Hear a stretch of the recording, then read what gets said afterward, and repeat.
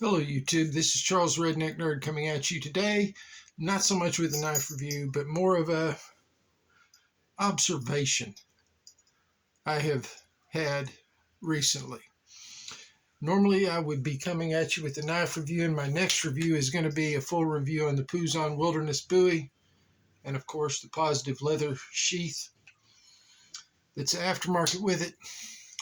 But today I'm going to talk about snobs and the left-handed compliments and even downright insults they often do in the outdoor and the knife community.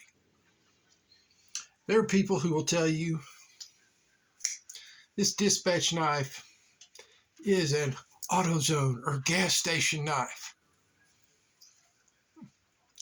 I don't care. It was sent to me by the company. They asked me to review it. I reviewed it. I've used it for months now. It's holding up. It still works. It costs like $24 with D2 steel. And that's all that matters to me. It works. To be honest, this would probably be a knife I would regularly buy.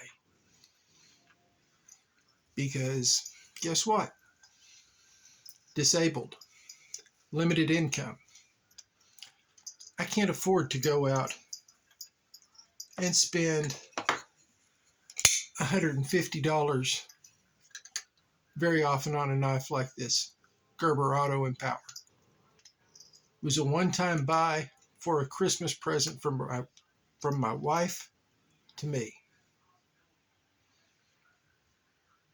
I don't get to go out and spend $150, $300 a month to buy one knife, or God forbid $1,000 for a Medford.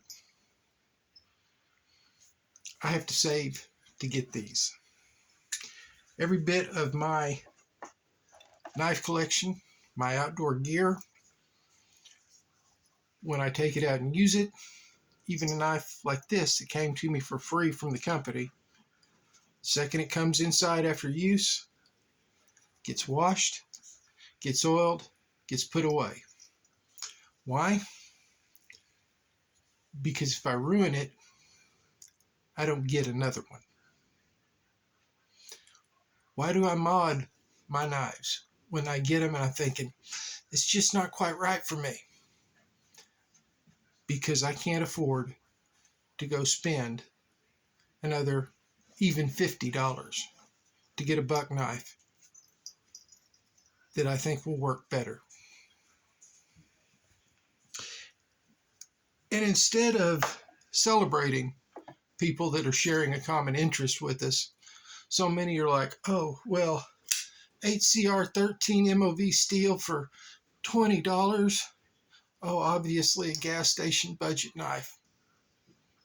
Yeah, but for some kid who's 19, who's just starting out in life, and this is all he can afford, this is as good as your Excalibur knife, or as good as your Medford that you are so proud of. That'll never leave the house because you're too scared you're going to lose it, it gets stolen, or it get broken. So it just sits there, gathering dust. This still comes out with me every day. Thought so much about it. Got both of my brothers one for Christmas. Because for a budget knife, it works every time. And if you take care of it, it will last a lifetime. Sure, it doesn't cost an arm and a leg. But if it's what you've got and what you can afford, be proud of it. Take care of it and use it. The fact that some people get a thrill from tearing down what others carry is a joke, a sad joke. And it's a joke on them because all they're doing is hurting the very community they're claiming to support. Rather than bringing everybody in and saying, oh man, yeah, I started out with something similar to that. Let me give you some pointers on how to care for it. Or doing like my buddy Satu Dave did, send me a knife I would have never had the chance to get. This one, as well as the Puzon Wilderness Bowie, as well as a hoeback machete. I would have never gotten any of these. This is like $160, $170. It's a cool knife, and it's become the knife since I got it that rides in my pocket every day, everywhere, because it is awesome. But also because I just like the shape and the way it feels in my hand. Does that mean that something like this doesn't come out and play? No, it's coming out to play today.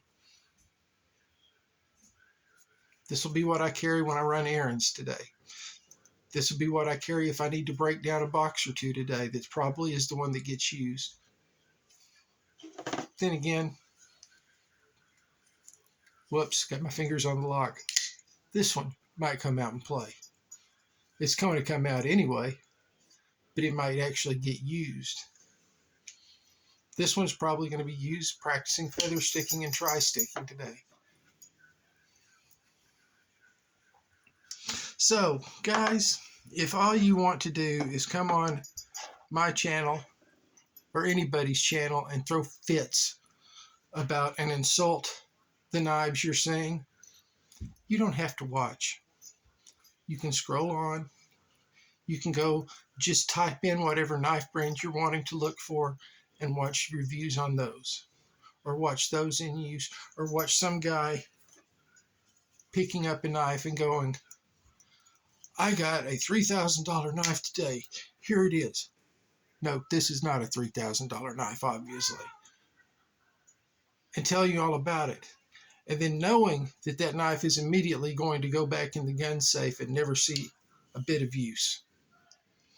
Or you can come here, or to Donnie B. All Day's channel, or to any number of other people. If you want to see just expensive knives, you can go to the guy who sent me this knife, Satu Dave. He does lots of stuff on really good American-made knives. But he's also nice enough to comment and tell me, hey, cool knife, whatever. Cool modification on that knife, on something I've done on a budget blade to make it usable for me. Because he understands that there's more to life than just that top tier end that only the very, very few can afford, or they have to sacrifice everything to afford and can only get one knife forever. Sure, it's great in theory, but most of us can't do that. Most of America gets to go to Walmart or to AutoZone, or better yet, where I got this, Academy Sports and Outdoors, and pick up a knife that they want to use outdoors, hunting, fishing, doing things with their kids, teaching their kids about the outdoors so we can continue growing our hobby, our enthusiasm, and in some cases, our sports of fishing and hunting, hiking, whatever. So guys, let's be nice to each other and let's build each other up, because that's what I'm here to do. I'm not here to talk about, I have a gazillion-dollar knife, it's going into the safe. No, all of these knives are going to get used. Then all of these knives, like this one, are going to get cleaned back up to where they look like this after use. They're going to get some sort of modification, like right here, which I will explain in the full video on it later about why. And I will tell you the cons I've found on this knife, because I love this knife, but it has some cons. And I will talk about those. We'll talk about the sheathing. We'll talk about everything. And if you want to insult me for looking like a goober, insult my hair, beard, whatever, that's fine.